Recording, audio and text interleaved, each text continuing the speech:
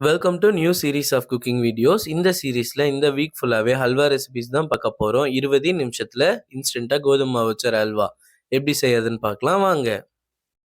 ஒரு பேன்ல 1 table spoon அளவுக்கு நெய் சேர்த்துட்டு உடைச்சு வச்சிருக்க முந்திரி பருப்பு அது கூட சேர்த்து நல்லா கலர் மாறுற அளவுக்கு வறுத்து அதை தனியா எடுத்து வச்சுக்கலாம். இப்போ அதே நெய்ல 1 கப் அளவுக்கு மாவு சேர்த்து அது நல்லா வாசம் வர வரைக்கும் வறுத்துக்கலாம். இப்போ எந்த கப்ல மாவு எடுத்தோமோ அதே கப்ல 3ல இருந்து 3 1/2 கப் அளவுக்கு தண்ணி சேர்த்து மாவும் தண்ணியும் ஒண்ணு சேர வரைக்கும் நல்லா கிண்டிக்கோங்க. கெட்டி எதுவும் விழாத மாரி பார்த்துக்கோங்க.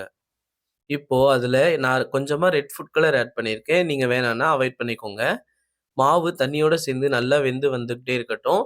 அந்த ஸ்டேஜ்ல எந்த கப்ல மாவு எடுத்தோமோ அதே கப்ல 1லேருந்து 1 1/2 கப் அளவுக்கு சர்க்கரை சேர்த்து ஒரு தடவ நல்லா கலந்து விட்டுறலாம். இப்போ மாவு கொஞ்சம் லூஸ் ஆகும் தண்ணி மாரி. ஸோ அத நல்லா கிண்டிக்கிட்டே இருக்கலாம். வேணுங்கிறப்பலாம் நெய் சேர்த்துக்கோங்க.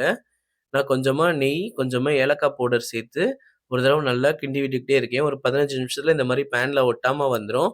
அந்த ஸ்டேஜ்ல நம்ம வறுத்து வச்சிருக்க முந்திரி பருப்பையும், கொஞ்சமா நெய்யும் சேர்த்து ஒரு தடவ நல்லா கலந்து விட்டுட்டோம்னா, சூப்பரான இன்ஸ்டன்ட் கோதுமை ஹல்வா ரெடி. வீட்ல யாராவது கெஸ்ட் வராங்க டக்குனுன்னா இந்த ரெசிபிய ட்ரை பண்ணி பாருங்க. சூப்பர்வா இருக்கும். இந்த மாரி வீடியோஸ் பார்க்கணும்னா மறக்காம சேனல ஃபாலோ பண்ணுங்க.